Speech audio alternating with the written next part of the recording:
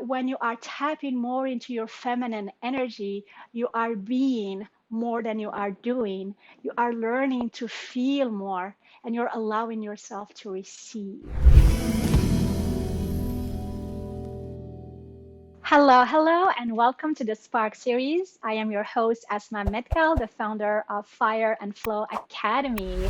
And so today I wanted to talk about three simple ways to tap into your feminine. I've been delivering various master classes, helping women to unlock their feminine power, unlock their feminine genius.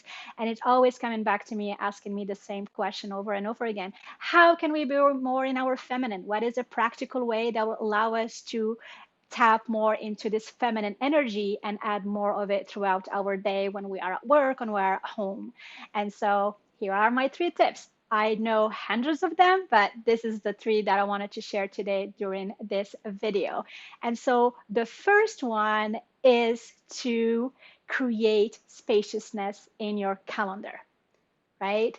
So the masculine energy, we love to have things really filled up. We love calendars that are really fully stuck and a lot of things to do, and there is no time to pause or to relax.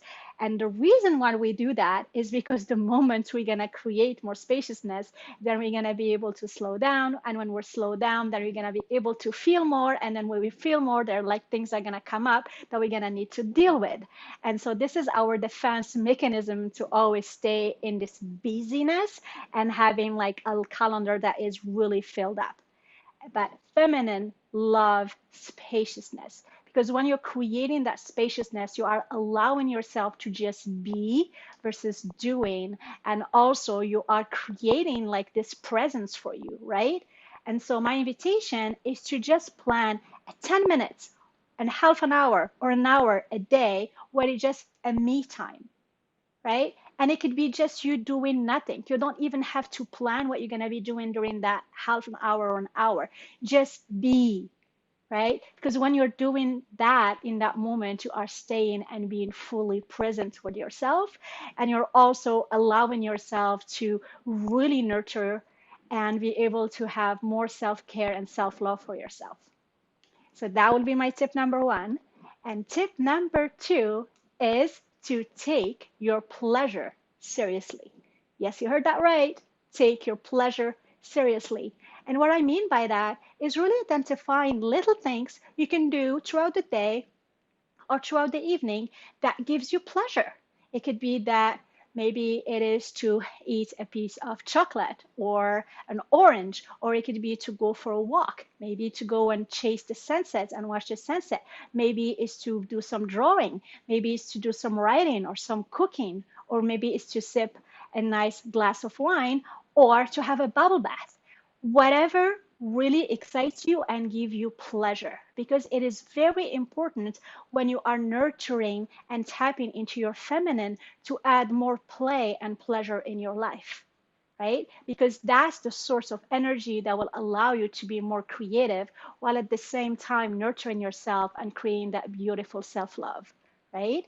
So one of the things that I tell my clients as soon as they start working with me when they want to unleash their feminine power is that I ask them to create pleasure alarms. Yes, you heard that right. Pleasure alarms.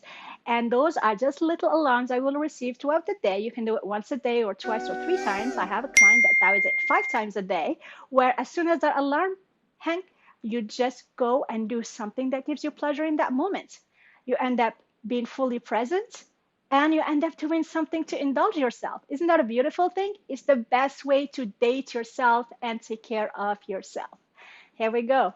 And the third tip is to move and dance, right? It is so important. I always say this, issues are in the tissues. And for a lot of women, it's always happening in our hips. And so when you are able to move your body and really start to learn to feel an emotion when you are listening to a song and really allowing your body to move with the music or allow the music to move you depending where which state you are in, you are able to just really connect with your emotions and with your body and you're letting things to flow. all that stuck up energy, all that stuck up emotion, you are creating a gateway for it to start moving. And so put a sad song if that's the mood you're in, or put a happy song if that's the mood you're in. And really, when you're doing that, just really feel it deeply. Because what happens is for a lot of us, we have hard time expressing our emotions because our vocabulary is not in that level, or we're just learning into how we can increase more of our emotional intelligence and how we can speak more of our truth. And so the beauty and the magic about moving and dancing is that you only have to do is choose a song that moves you in that moment and close your eyes and fully feel it, whether they're just like you rocking your body or like going full on and doing like a whole choreography, whatever feels right for you. And what I tell to a lot of people is like, if you are having a hard time, then just really breathe and let the music move you, right? And let your body to go anywhere it wants. So that's a sort of meditation that you could do, that you're not in control of your body anymore, but you're just allowing whatever the music and those frequencies are coming in your body and just allowing yourself to move. So here we go. Those are the 3 tips. Because what happened is that when you are tapping more into your feminine energy, you are being more than you are doing. You are learning to feel more, and you're allowing yourself to receive. And so there are simple ways I will allow you to surrender so you can receive more, so you can feel more, so you can be like more in your flow and being. So here we go. Those are my 3 simple tips to allow you to tap into your feminine energy. Until the next Spark series, ciao, ciao.